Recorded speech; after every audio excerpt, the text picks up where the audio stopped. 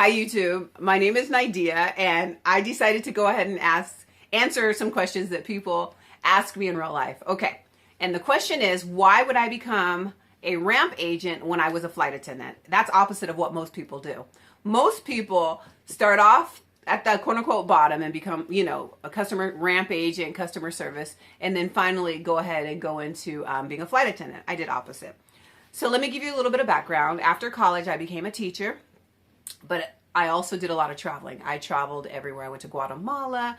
I went to Mexico, Costa Rica. I just had the travel bug. I've had it my whole life. I still have it.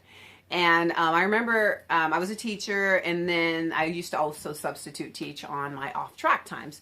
And I had a really bad day, I remember. It was just a rough day. And I said, you know what? It's time to go for my dreams.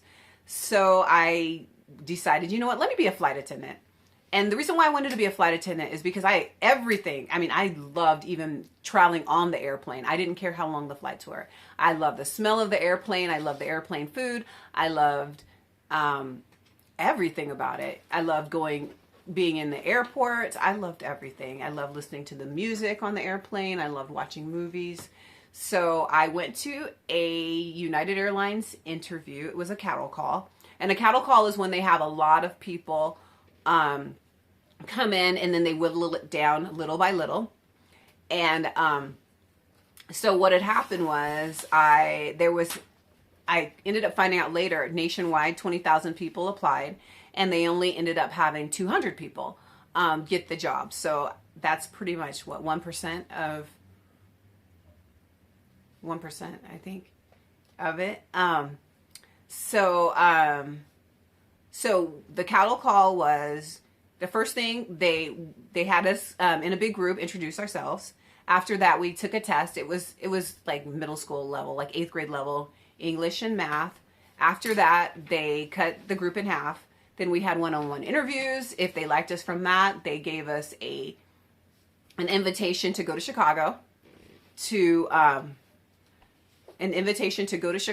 to do more one-on-ones and scenarios, and I got it. I went to training in Chicago suburbs, and I loved it.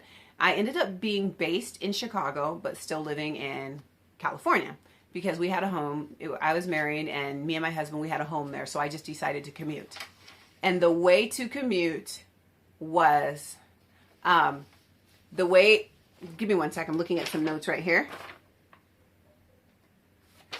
And the way the commute worked was, for instance, if I had if I had 4 days of duties, for instance, if I had to work Thursday, Friday, Saturday, Sunday, I would commute in on Wednesday night. I would stay in a crash pad, and I would go maybe be there until, Wednesday, Thursday, Friday, Saturday, Sunday. And then just say, if I'm off on Monday, I would commute back home and live home for 3 days and continue doing that. And it worked really well. I mean, it was great. We got to stay in really nice hotels. I got to travel. I got to see the world. And when I was off, we would travel. I went to Paris with my parents, Costa Rica with my husband. We just traveled a lot on my days off. So I did that for a little bit. And but after a while, it's a little lonely. And I also remember just when you travel, you kind of want to travel with family as well. So sometimes there's a lot of slam clickers, which means that some of the flight attendants, once you get to your base, they kind of just want to stay in their hotel room and just close the door, and then we won't meet up until it's time to go back to work the next day. So sometimes you're by yourself exploring the city, but that's okay, no big deal. And also with United, it's a very senior airline. I don't know if you noticed, especially some of the flight attendants, they're a little bit older. They've been flying for 40, 50 years, some of them. And I was going to be on reserve. Reserve means you don't have a normal schedule. You can't bid a line. You can pretty much bid your days on and days off. In my base, it was 13 years to be on reserve. And then to hold a line was about 13 years, but it was a bad line. And then 20 years of seniority would be to hold a really bad international line, and then 30 years plus to hold a decent schedule. So I still would not, I would probably have 20 more years just to be able to have a decent schedule. And so then it came time, I decided to have a baby with my oldest son. And I realized that that was not something I wanted to do because commuting, I'd probably only see that baby 2 days a week. And that was hard. And so I ended up quitting, had my kids. But once you get the airline, oh, I wanted to show you something. This was something that I worked really hard for. These were my wings. And this is my language pin that I would wear on my uniform because I speak Spanish. So I quit the job and had a couple kids. But the thing is, you always have that in your system. I mean, you get used to the free flights. You get used to the airline life and the airline people because, I mean, it's just in your blood. So I would always listen to, flight attendant podcasts, airline podcasts, and just dream and watch videos and different things like that. So it was in my system.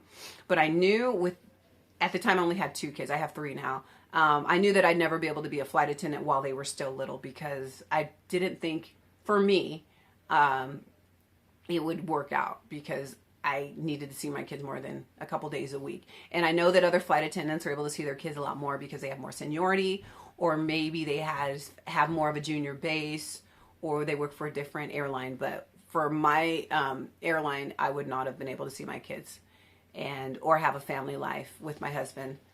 So that is the reason why I didn't do that. So fast forward a couple years, my middle son was 1, my older son was 3, and I ended up getting a customer service job at a local airline, and I was so happy. So I ended up doing that for a couple years until I got furloughed, which means laid off when they didn't need the same amount of workers. But it was great because, literally every 6 weeks we were traveling. And this was before the kids were in school.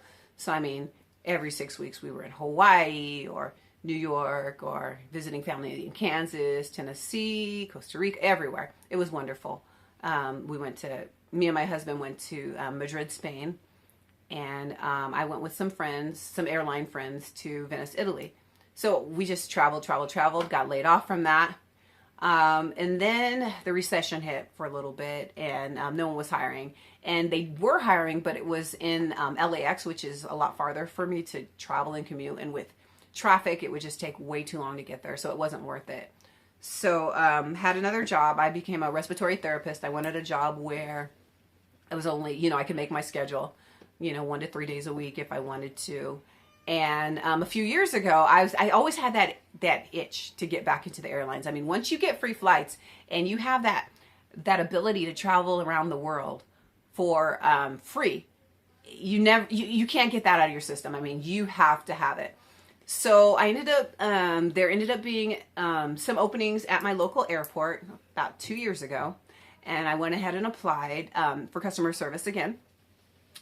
And I was so happy. I have 3 kids now, and we are able to just travel. My parents can travel. My husband, he just came back from Germany to visit a friend.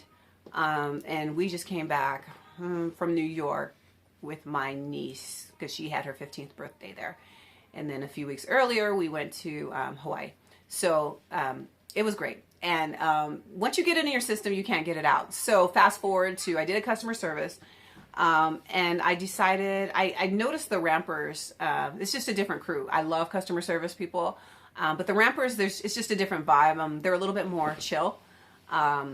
When there is a delay in flights, when you do customer service, you have to rebook everybody. You have to deal with a lot of the crazy passengers that are just so stressed out, even if it's not your fault. And there's, but with ramp, you're in the back. And if there's a delay, oh, well, that's just more downtime.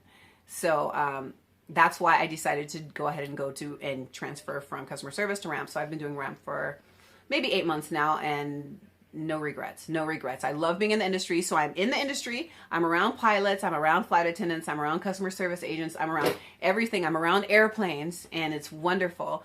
Yet when I do travel, I get to travel with my family. And the way it works, since it is a small station, I'm only working 8 to 10 hours a week because I do have another job.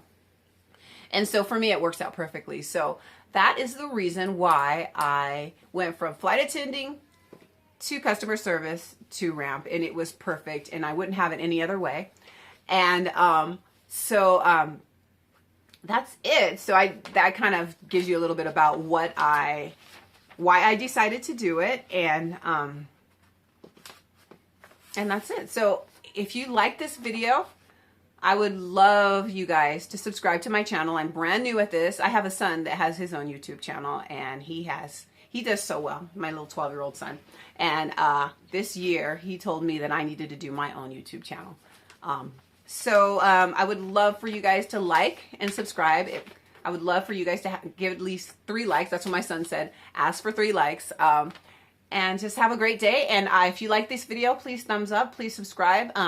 I don't just talk about the airline industry. A lot of times I do talk about planners and vlogs and so many different things. So just let me know what you guys like.